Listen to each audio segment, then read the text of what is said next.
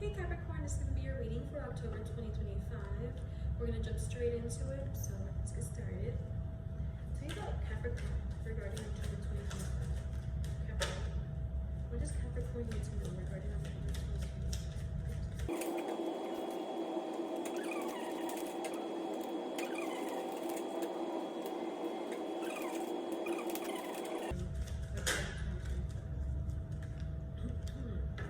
Alright guys, bottom of the deck we have the Nine of Swords. And the cards that fell out, we have the Hierophant with the Santa Muerte, with the Swords, with the One of Swords. I didn't even clarify, that was the Four of Swords, excuse me. With the Magician.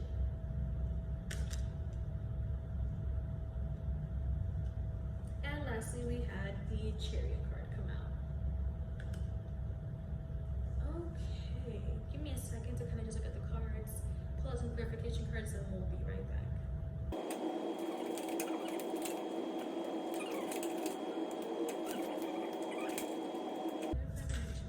my gosh, alrighty. Your cards are just sliding out today. Okay, bottom of the deck, we have the Lovers. I literally just did your reading for TikTok. I did like a last, like the end of the month type of reading. And I feel like a lot of these cards were very similar. And I just did Virgos as well, and they were very similar as well. Capricorn, what are you trying to put to rest? There's something that you're trying to release, you're trying to let go of. Two things. Some of you guys could be trying to do like ofrendas right now is what I'm seeing. Others of you guys are trying to, I don't know if you guys practice candle magic. I'm seeing like a type of magic being incorporated into trying to release someone. And this could be like simple things, like maybe like burning their photos, getting rid of the stuff that they gave you, maybe like burning the letters that they gave you.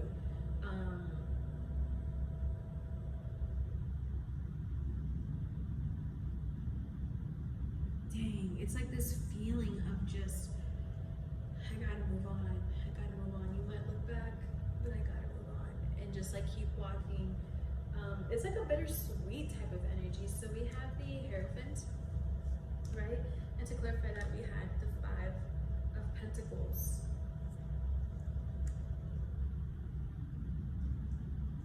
Dang, it's such an interesting energy, because the way this reading is, or these cards are coming off, is like being so in your head, but knowing that you have to let go and trying to release. I don't know if someone here is like using like affirmations, like words, enchantment. That's what I keep seeing. And then we have the Santa Muerte come out, and the Santa Muerte is pregnant. So she always leads me to believe that it's like a new beginning, which would make sense because there's a lot of trying to release or let go of energies. But yeah, our Santa Muerte is pregnant here. And to clarify, we have the Knight of Cups. Like I was saying, yeah, it's like a new beginning, having to release. We might want to reflect, we might want to look back at things, but we know it's best to not do that. And then we have the Four of Swords. And it's basically like a casket, like we're shutting a casket down. It's putting a nail into this casket. And again, there's candles involved. You guys might be saying bye to someone. And this doesn't have to mean necessarily like saying goodbye to someone, like, you know, being like deuces later. This could be like actually saying goodbye to someone, maybe trying to help someone cross over. And that's again where I'm bringing up these ofrendas. I don't even know if it's for October. I don't know if there's someone here who's maybe like celebrating someone that passed away, or maybe it's a celebration for somebody going into the afterlife. But I keep seeing something about people, like an ofrenda, or celebrating people that have passed away already. And you have the King of Swords beside it. It's the way the King of Swords is coming up to me is someone who is very clear and firm in knowing what they want, and they know that this is what they want. And they may be hurt, but they will stand tall and be firm and clear still. Next we had the Sword, and to clarify, we had the Three of Pentacles. Someone here has to be practicing magic. Does someone do necromancy magic? Does someone here work with the dead? Because that's the only thing I can think of. There's so much like death coming up, but it could be more so. And it's so interesting because I've used this deck plenty of times and death has never came up this much. So like I'm saying, there's like a new beginning, but with a ending occurring. The new beginning might bring the death of something from the past. Had to end something. But it's so weird. I don't know if something's gonna pull you back in or reel you back in. I don't know if someone's doing magic on you or if you're the one that does magic. Because with the swords and 3 pentacles, I'm kind of getting like this reeling someone back in type of energy. And it kind of makes me want to be like, wait, maybe I don't want to leave the situation. Like,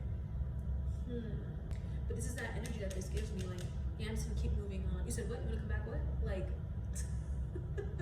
very much so. Like being like, And then we have the Magician with the Hanged Man, which is what I'm saying. We are revisiting something that we're supposed to let go of. It seems like.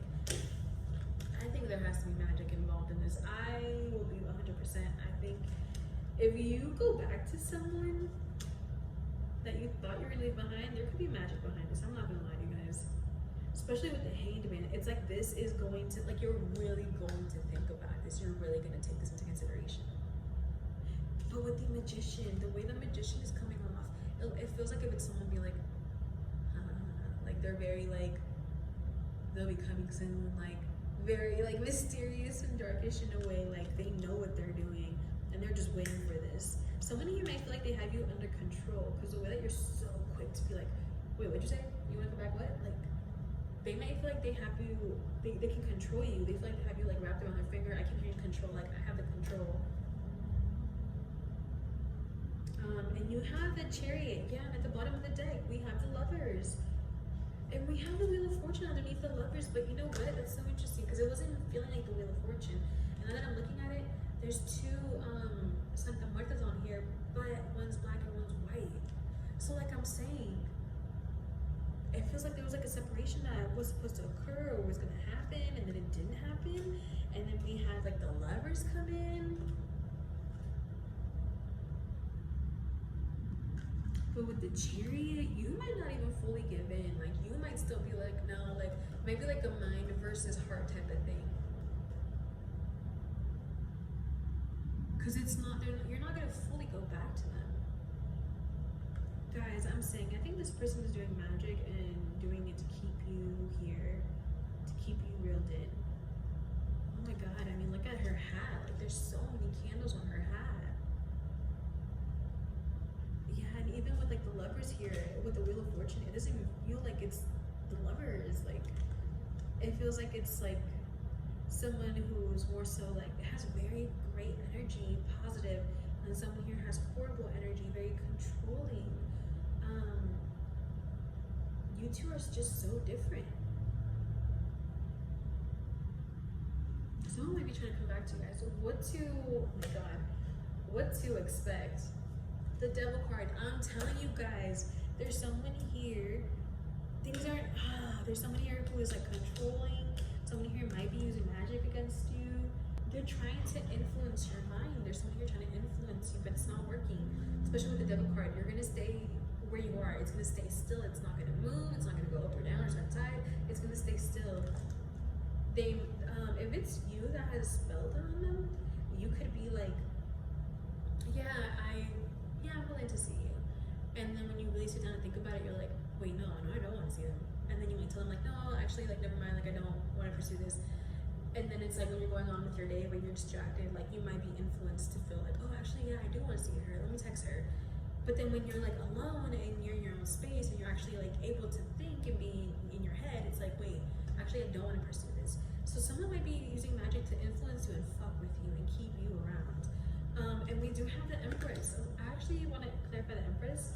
This was what to keep an open eye out for, or no, yeah, what to keep an open eye out for.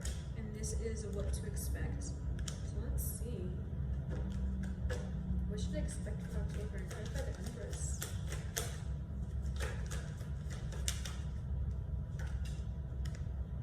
Yeah, we have the Hermit that came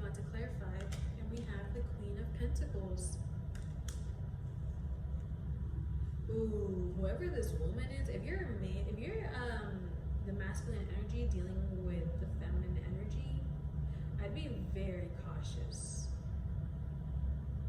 It feels like there's a feminine energy here influencing or trying to influence a male.